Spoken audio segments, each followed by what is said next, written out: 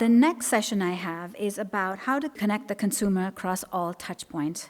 We're going to be broadly covering three major trends in retail right now, which is hyper-personalization, composable commerce, and using generative AI.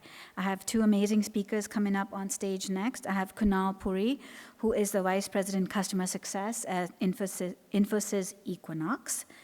And I have Mike Callahan, who's the Director, Digital Delivery and Dawn Foods Global.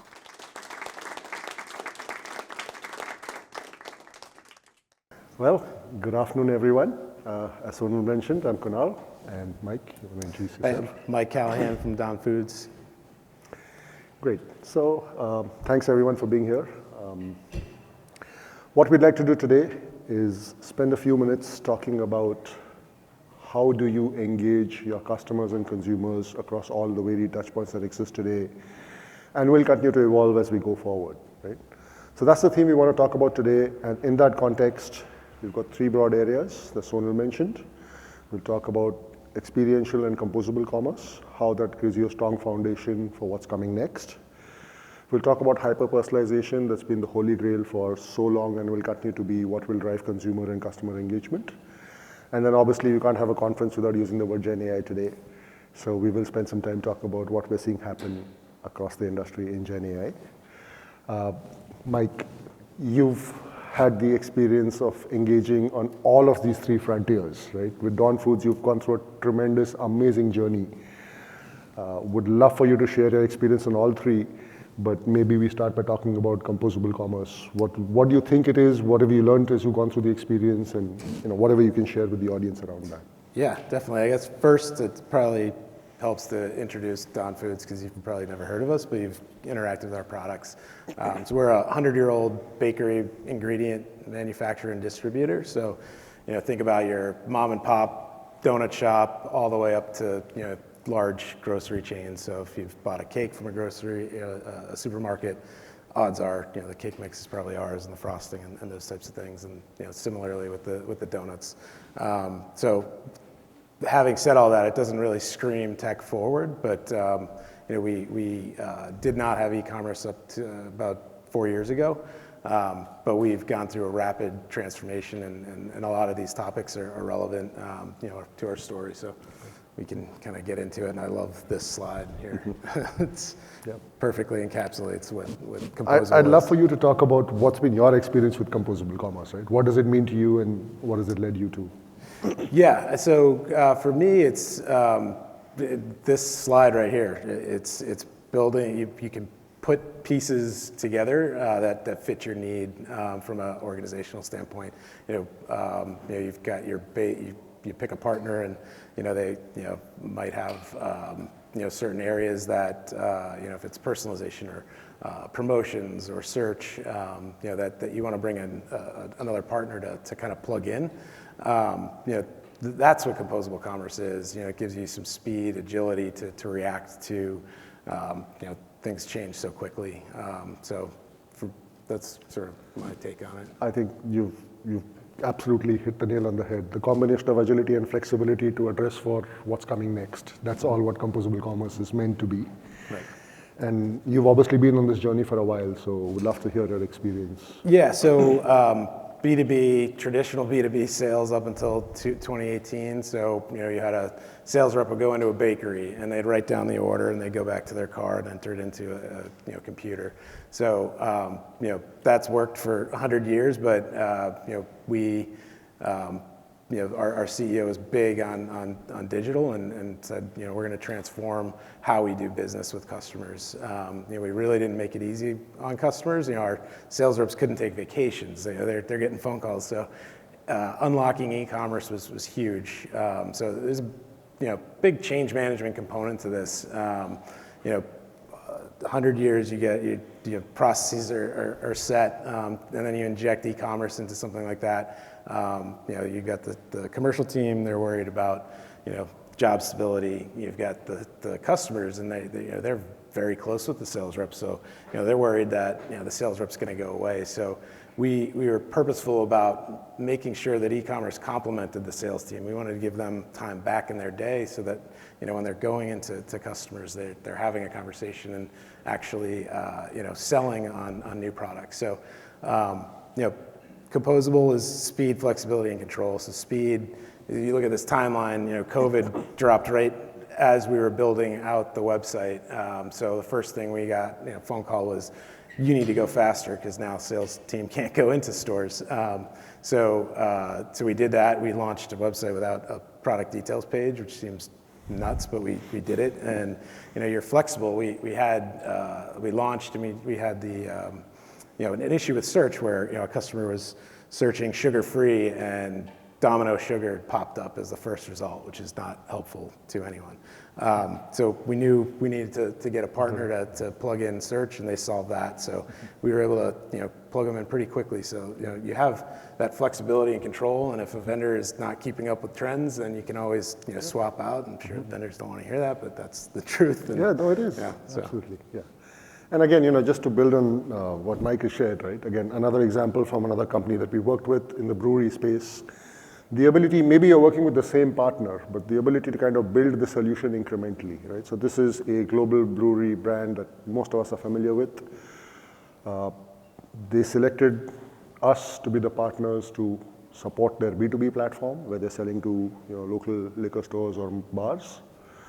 They then augmented that capability to say, we want them to buy more from us, so let's put a loyalty program in place. Let's try to bring in the individual, the Lego block or the microservice for loyalty could be added on to what was already built.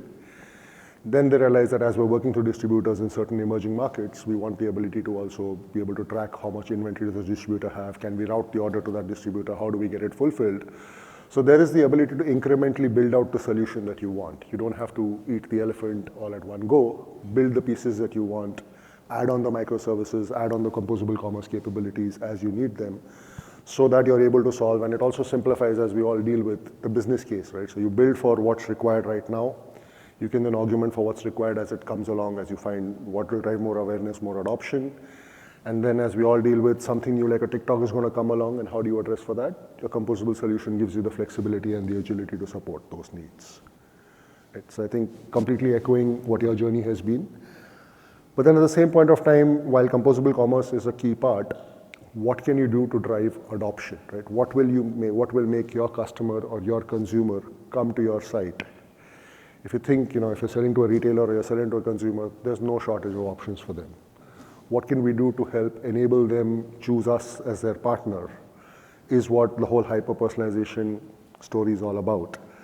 And it's not just about making them a loyal consumer, but what can I do to convert them into an advocate for my brand, right? So where they'll be talking, my word of mouth is going to flow up, they're going to talk about me on social in a good way.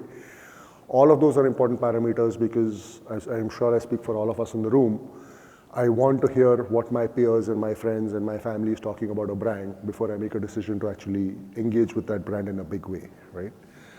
With that theme, again, that's been a journey that you've been on, so would love to hear your experience with that and what would you like to share with us? Yeah, so touched on a little bit of having the website complement our sales team. So if you think about our customers, they're bakers, so they're covered in flour, they're making the orders, they're taking customers, making the donuts, taking the customers' orders. They just want to get in and out as quickly as possible. So, we have a big voice of the customer program and talk to customers just to understand what do they actually want. So, some of these screenshots show, you think, a website, you want a big hero banner, but our customers don't want that. They want, the easy reorder. They want to get in and out. We'd like them to look at our products and the full catalog, but the reality is that, they just want to, get the job done. We also heard, the sales team, they're worried. The sales rep, if I forget something, he's there to, tell me you forgot the flour or whatever it might be.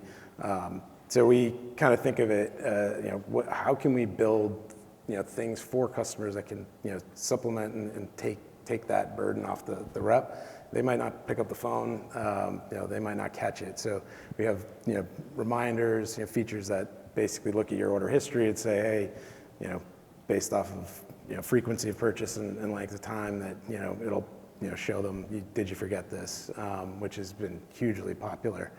And the other thing is just people that might not want to order online, they need kosher certificates, things like that. So they'll use the website just for marketing materials and things like that. They might not order, but they'll go in and there's things that save a phone call to customer success. And so our personalization is just a little bit, it's a little unique because we have so many different pieces of the website that cater to different people and different features, but it's all about listening to what the customer wants. So that's been huge for us. Yeah, I'm sure the needs of a small baker, an individual home entrepreneur in a way, are going to be very different from a grocery chain that's also has a baking station in the store. Yep. Both want the ability to reorder, but somebody wants a more personal touch, somebody wants the recommendations. So all of that is going to feed into the overall personalization story, right? Exactly. So, Yeah. Right. So even in commerce, build a website. One B2B website doesn't work. It needs to be segmented based on the experience of the individual, what the person is trying to do, how can we understand that persona. So completely get where you're coming from, and happy to see the success you've had with this. But also wanted to share an example. This is some of the work that we've been doing with one of the largest fashion, apparel, and footwear brands of the world. The data I've presented here is intentionally slightly dated. I don't want to share current information about their current statistics. They're even better than what's being presented here. But you can see the transformation that they've undergone, right? So this is an organization that started a program to capture consumer data. So this is B2C experience back in 2012. Today we work with them to capture over or up to 8,000 attributes for each consumer that they engage with, right? So it's obviously the consumer decides when to engage with the brand. But when that engagement happens, whether it's over Facebook, whether it's over Insta, whether it's on the website, or it could be a partner website, right, or even a tweet, all of that information is captured and then applied using the right algorithms to be able to reach out to the right consumer in the right format, right? So if Messi's team won, and he's a Messi fan, the message would be very different from what would go to a Ronaldo fan at the same time, right? So how do I make maximum use of my marketing dollars, the marketing spend that I'm incurring, to be able to create a personalized message for the consumer where the consumer believes that the brand gets me, right? I mean, we've done some surveys where we've heard this feedback from the end consumer as an outcome of this program saying this brand gets me. It recognizes what my mood is at that point of time, and the messaging to me is very appropriate for that, right? I mean, obviously very gratifying for us to hear as marketeers, but the idea is that there's a whole bunch of technology and data capture that goes up behind the scenes. And it's also not a situation where I can flip a switch and say, I now want to capture 8,000 attributes of this consumer. It's something that you're going to have to build over time. It'll start with first-party data. It'll collect into some second-party data, some data that you'll attribute to this consumer, not knowing specifically it's theirs.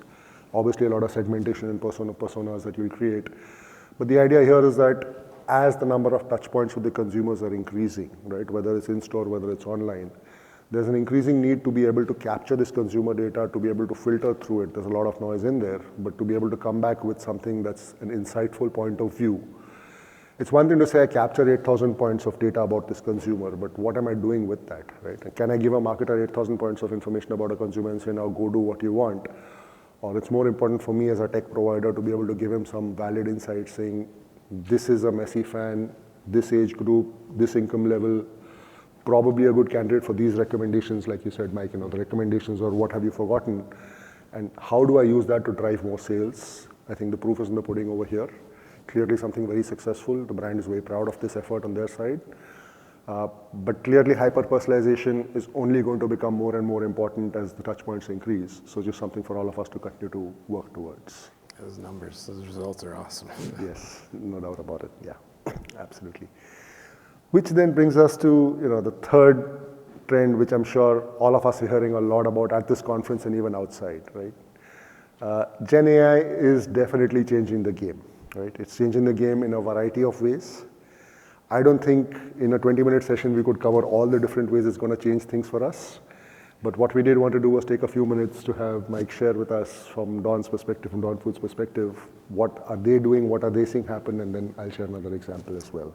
Mike? Yeah, so we're kind of three different phases here. There's stuff that we're experimenting with, things that are already implemented, and things that we're thinking through. So from a recommendation standpoint, we have a partner that provides AI-powered recommendations. So, you think about, it looks at geography, and you don't want to show a cake bakery donut mix. So they're looking at things that other customers in the area are purchasing. You might have based on the geography, a higher percentage of Hispanic bakeries. So there's a lot of things that AI-powered recommendations does for us, and it's been really successful. Outside of my group, just from robotic process automation, data entry, where we've already implemented, think about the nutrition sheets, and there's all these things that you got to copy and paste, and somebody's been doing that, and just copying from all these different systems to create a nutrition sheet. But something that would have taken hours is down to 5 minutes, so they have time to kind of go elsewhere and do other things. And then, for my team, I oversee engineering and QA, and just from a delivery standpoint, we're looking at, there's things where they can write code, and you might just have your developer that can just review it. And if you think about user stories, I mean, those are robotic anyway. Like, as a user, I do X, Y, Z. So, if you give it a template, it can write the user story for you. So there's just so many things that, it's probably changed in the 20 minutes we've been up here, that there's new stuff coming out. So we're excited, and the organization's been really good about having us experiment. They're not afraid of it. So it's fascinating what you can do. I'm sure you guys see it. No, absolutely. I think the two key terms I heard from you is we've only just scratched the surface of what this is going to be, right? Yep. And I think the key word for me is experimental, right? Because I don't think anybody can stand out there and say, I have figured out what this is, and this is the perfect use case for Gen AI. Everybody's in a touch, feel, learn mode. Everybody's trying something new. And even from our side, taking another example from a food and beverage brand, they are obviously looking at Gen AI in a big way in a variety of areas. But the one that seems to be the most ahead at this point of time is enabling more marketing use cases, enabling radical efficiencies in marketing efforts.